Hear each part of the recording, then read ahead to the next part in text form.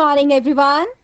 आज की कहानी है 7 बकरियां और चालाक भेड़िया। चलिए शुरू करते हैं। एक समय की बात है, एक जंगल में एक बकरी अपने 7 बच्चों के साथ रहती थी। हर दिन बकरी खाने की तलाश में बाहर जाती और उसके सातों बच्चे घर में रहकर उसका इंतजार करते। बाहर जाने से पहले बकरी अपने बच्चों को सावधान कर देती और समझाती कि एक दुष्ट भेड़िया जंगल में रहता है। जब मैं बाहर जाऊंगी तो वह घर आकर सबको खाने की कोशिश करेगा। तुम दरवाज़ा कभी मत खोलना, उसकी आवाज़ भारी है और पूंछ घनी है। तुम दरवाज़ा किसी के लिए मत खोलना, सिर्फ मेरे लिए ही खोलना। जल्दी ही भेड़िए को बच्चों के घर में अकेला होने की बात पता चल गई। बच्चों के बारे में पता चलने के बाद वह उन्हें खाने की सोचने लगा। वह सही मौके की तलाश में घर के आसपास घूमने लगा।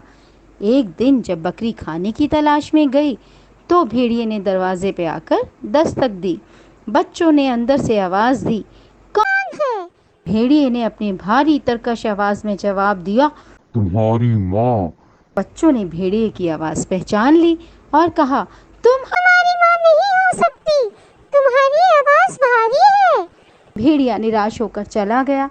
अगले दिन भेड़िए ने फिर से कोशिश करने की सोची, पर इस दिन अपनी आवाज मुलायम करने के लिए बहुत सारा मक्खन निगल लिया।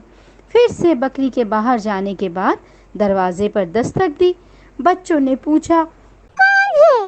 भेड़िए ने बच्चों से नरम आवाज, नरम स्वर में उत्तर दिया, तुम्हारी माँ, खोलो प्यारे बच्चों। बच्चों ने कहा, हमें विश्वास नहीं हुआ, अपनी पूंछ दिखाओ। ये सुनकर भेड़िए ने घूमकर दरवाजे की दरार से अपनी पूंछ दिखा दी।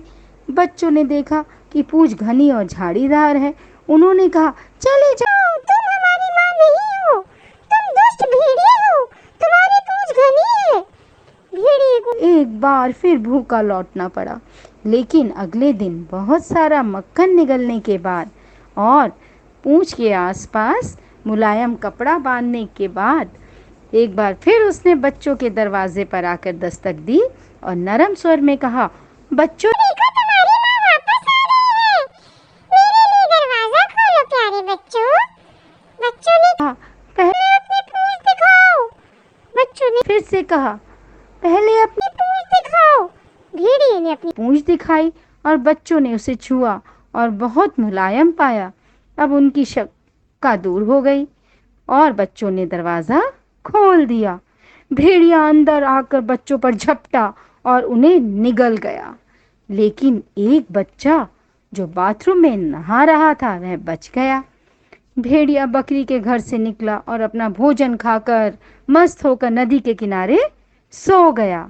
जब बकरी शाम को घर आई, घर आकर अपने 6 बच्चों को ना पाकर बहुत दुखी हुई और 7वें बच्चे ने उसे सारी कहानी बताई। वह दोनों बहुत दुखी हुए और भेड़िए की तलाश में घर से निकल पड़े। उन्होंने नदी के पास भेड़िए को सोता हुआ पाया।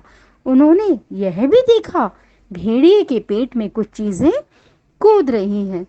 चुपचाप बकरी और उसका बच्चा भेड़िए के पास गए। उन्होंने भेड़िए के पेट में एक धारदार चीज से चीरा मारा और एक के बाद एक करके 6 बच्चों को निकाला। लेकिन जब वह एक बच्चे को बाहर निकालते, एक भारी पत्थर उसके पेट में डाल देते ताकि भेड़िया जग ना जाए। जब भेड़िए के पेट से 6 बच्चे बाहर आ गए तो बकरी ने भेड़िए के पेट को सिल दिया और अपने घर वापस आ गई। थोड़ी देर बाद जब भेड़िया नींद से जागा, उसे प्यास लगी।